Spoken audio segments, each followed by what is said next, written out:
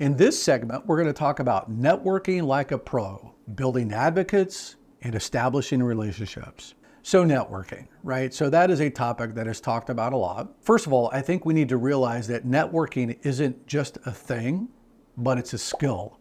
And it's a skill that takes practice, a skill that takes intentional practice. It's not just something that most people are inherently really good at. It's hard, it takes time, and you got to work at it.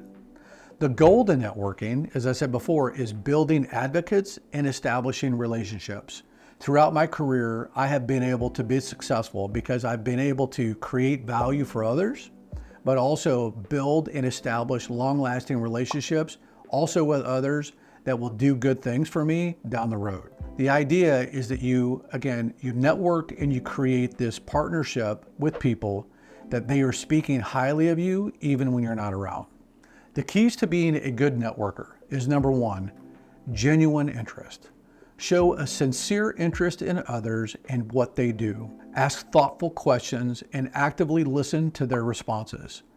When you are fake and you're just connecting with people because you want something from them, they will know that. I mean, I think you guys probably all know that as an athlete, that most people engage you because they want something, and you can kind of sniff that out really quickly.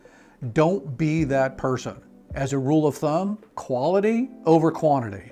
Number two, reciprocity. Networking is a two-way street. Offer help, insights, access, resources to others without expecting immediate returns. If you find yourself talking to someone and all you're doing is every single time you talk to them, you're asking for something in return, that's no good. People are not going to like that. As a rule of thumb, give before you take.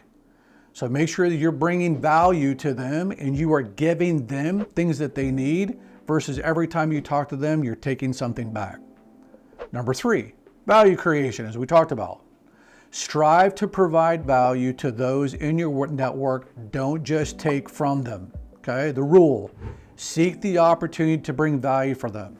I have been in situations where I know that I haven't talked to someone in a while, and I know that I want them to understand that I actually really value that relationship. So I will have discussions with them, and I will never do anything but ask questions for them and seek the opportunity to provide them value. Number four, active engagement. Actively participate and stay active, whether it's events, conferences, emails, texts, or phone calls. Don't just engage when you need something.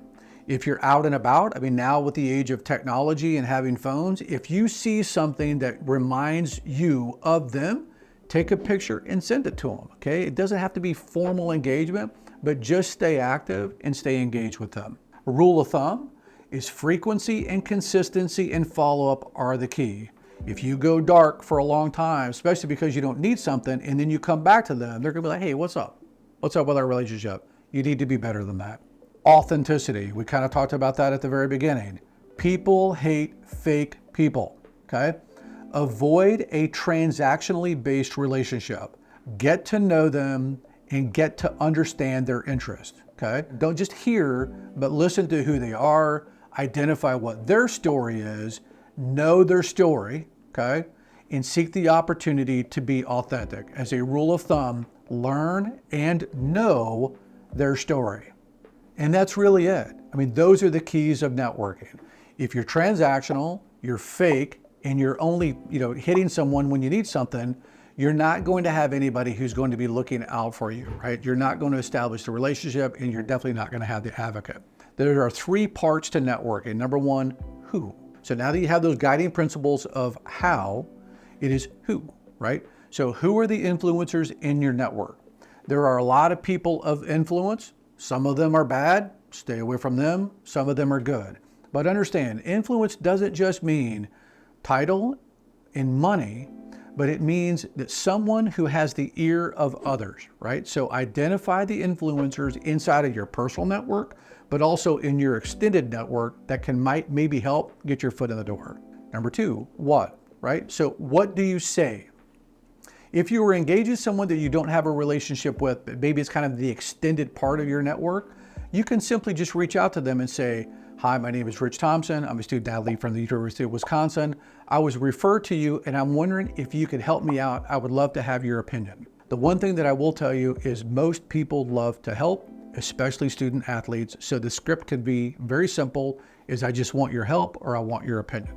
And then once you have that script, now it's like, what's your game plan, right? So your strategy for effectiveness.